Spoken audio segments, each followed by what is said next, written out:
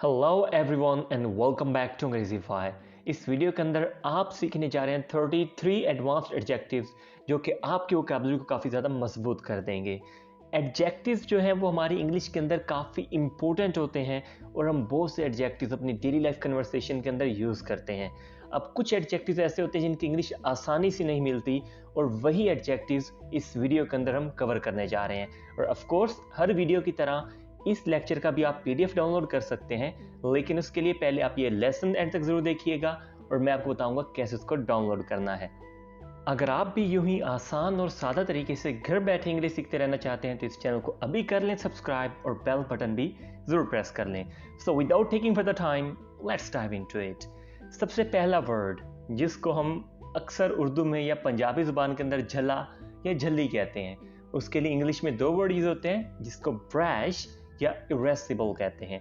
Brash और इरेसिबल, brash और इरेसिबल।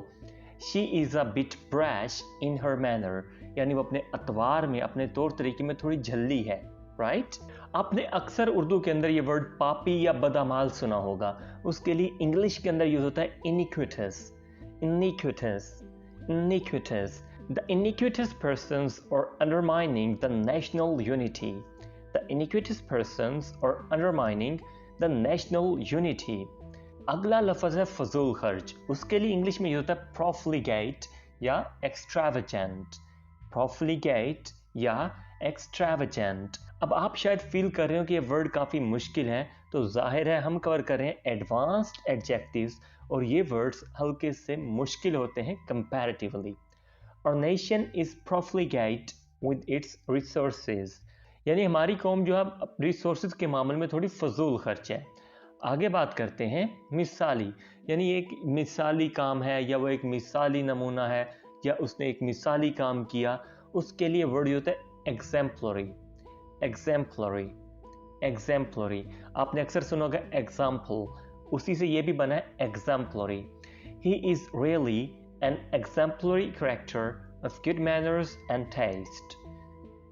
अगला वर्ड है ना मानने वाला, जिद्दी, जो अपनी बात पे डट जाए, उसके लिए यूज होता है adamant, adamant. He is adamant on the subject of morals, right? यानी उस बात पे डटा रहना, कायम रहना, जिद रहना, उस बात पे किसी और की बात ना मानना, इसको कहा जाता है adamant, right? अगला वर्ड है immutable, इम्यूटेबल, अटल, जिसको बदला ना जा सके, जिसमें तगय्युर मुमकिन ना हो, उसको कहा जाता है इम्यूटेबल। हिज प्रिंसिपल्स और इम्यूटेबल, यानी उसके जो असूल हैं, उसके जो कवायद ज़वाबित हैं, वो अटल हैं, उनको बदला नहीं जा सकता। अटल वर्ड बहुत ज़्यादा यूज होता है उर्दू के अंदर, लेकिन शायद अब तक आपको इसकी इंग्लिश नहीं आती थी। आगे बात करते हैं गैर मुनसिफाना या अदावत अंगेज, इसके लिए इंग्लिश में होता है invidious, invidious, invidious. It is not good for you to make invidious distinction, यानी गैर जो मुनसिफाना एक तकसीम है वो तुम्हें नहीं करनी चाहिए, राइट? अगला वर्ड है सूदखोर। सूदखोर के लिए जो वर्ड है ये प्रोनाउंस करने में थोड़ा डिफरेंट है, जब इसके हम स्पेलिंग देखते हैं तो ये थोड़ा अलग लगता है, लेकिन इसको बोले थे यूजूरियस, यूजूरियस। तो बेसिकली ये एस यू जो है ये ज का साउंड दे रहा है, यूजूरियस, यूजूरियस, सूदखोर। Usurious people have greed in their heart, usurious people have greed in their heart, यानी जो सूदखोर लोग होते हैं उनके दिल में एक ग्रीड होती है, लालच होता है। अगली बात करते हैं नाकाबिले अबूर को इंग्लिश में क्या कहा जाता है, उसके लिए वर्ड है इनसुपरेबल, इनसुपरेबल। ये वर्ड सुपर से निकला है, यानी ऐसी चीज जिसको सुपर ना किया जा सके, जिससे हम ऊपर ना जा सके, जिसको अबूर ना कर सकें। This is not an insuperable difficulty, this is not an insuperable difficulty. ये कोई ऐसी मुश्किल नहीं है जिसको अबूर ना किया जा सके, ये कोई नाकाबिले अबूर मुश्किल नहीं है। अगला वर्ड है खून रेज। खून रेज के लिए इंग्लिश में यूज होता है सैंग्विनरी, सैंग्विनरी, सैंग्विनरी, खून रेज। He had a sanguinary fight with Ahmed, उसकी अहमद के साथ एक खून रेज लड़ाई हुई। अगला है रिफ्रैक्टरी या अनरूली। जो असूलों पे नहीं चलता, जो सर्कश होता है, अपनी मनवाता है, बगैर असूलों को फॉलो किए चलता है, उसको हम कहते हैं सर्कश, रिफ्रैक्टरी या unruly. We tried to train that refractory horse, but all in vain. We tried to train that refractory horse.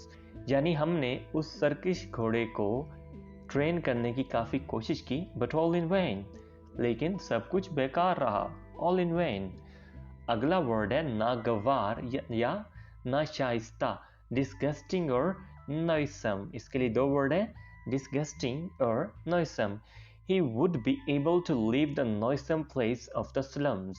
यानी वो जो स्लम्स की नागवार या नाशाइस्ता जगह है उसको छोड़ने के काबिल हो जाएगा. नेक्स्ट वन है वाजिब या नागजीर. इसको इंग्लिश में कहा जाता है मैंडेटरी या obligatory. Mandatory, obligatory. He regards reading as the mandatory part. यानी वो रीडिंग को, पढ़ने को एक मैंडेटरी पार्ट यानी एक वाजिब या नागजीर हिस्सा समझता है, गिरदानता है. अगला वर्ड है नॉन प्रेल. नॉन प्रेल यानी यकता, बेनजीर. Nonpareil. The works of Keats were nonpareil. यानी जो कीट्स के काम थे, जो कीट्स का आर्ट था, जो कीट्स का काम था, वो यकता था, बेनज़ीर था. यानी उसकी कोई मिसाल नहीं है, उस जैसा कोई काम नहीं है. अगला वर्ड है हुसेल. अब हुसेल को इंग्लिश में कहा जाता है कॉलरिक. कॉलरिक यानी जो बहुत जल्दी गुस्से में आ जाए उसको कहा जाता है choleric. Don't tease him, don't tease him, he is choleric, he is choleric. Next word है बेलिकस. बेलिकस झगड़ालू, जो बहुत ज़्यादा झगड़ने वाला, ये जो इजीली किसी भी फाइट में घुस जाता हो, झगड़ना शुरू कर देता हो, उसको कहता है बेलिकस. ही इज़ बेलिकस, वो झगड़ालू है. अगला वर्ड है बेलगाम.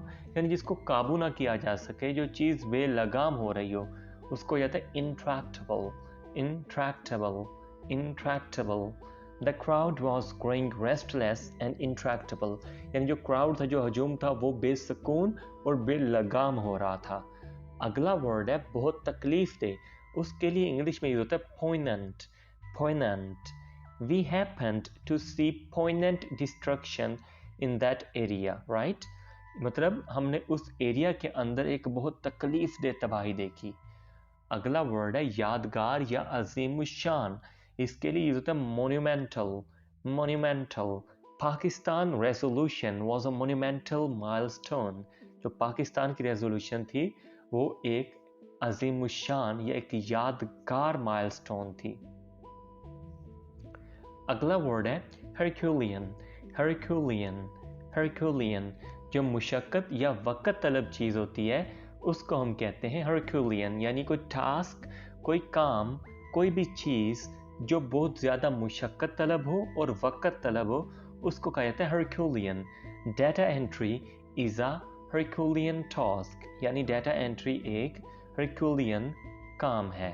नेक्स्ट वर्ड है परफिडियस. परफिडियस गद्दाराना. We were taken aback to learn of his perfidious acts.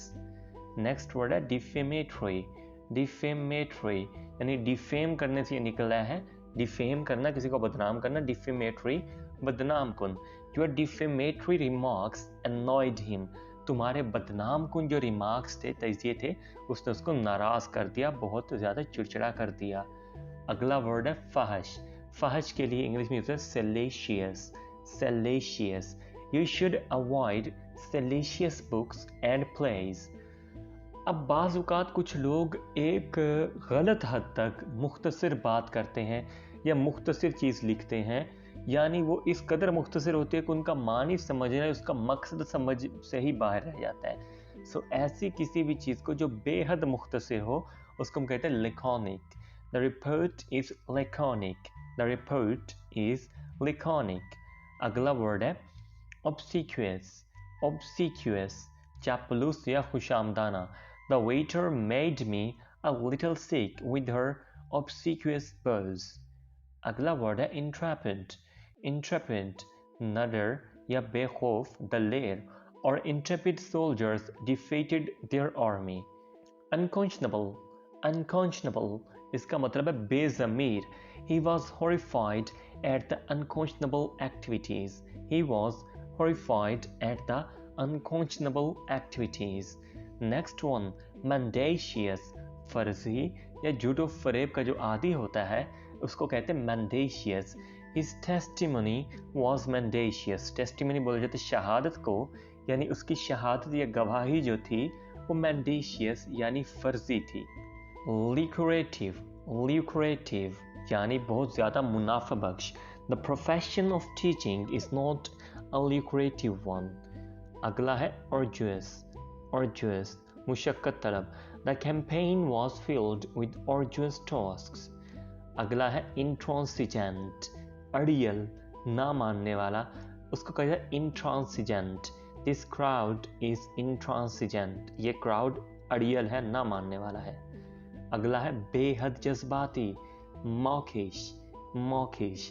I don't like mawkish players. मैं जो बेहद जज्बाती प्लेयर्स होते हैं उनको पसंद नहीं करता। सो ये थी हमारी आज की वीडियो। आई होप ये आपके लिए काफ़ी हेल्पफुल रही होगी। अगर आप इस लेसन का पीडीएफ हासिल करना चाहते हैं तो अभी डिस्क्रिप्शन में जाएं, वो आपको पीडीएफ की हेडिंग के साथ एक लिंक नज़र आएगा, उस पर क्लिक करते ही आप इस लेसन का पीडीएफ हासिल कर सकते हैं। अगर ये वीडियो आपके लिए हेल्पफुल रही है, वीडियो को लाइक करें, चैनल को सब्सक्राइब करें और वीडियो को दोस्तों के साथ शेयर ज़रूर करें। I'll be back with an other interesting video. Till then, take care. Allah Hafiz.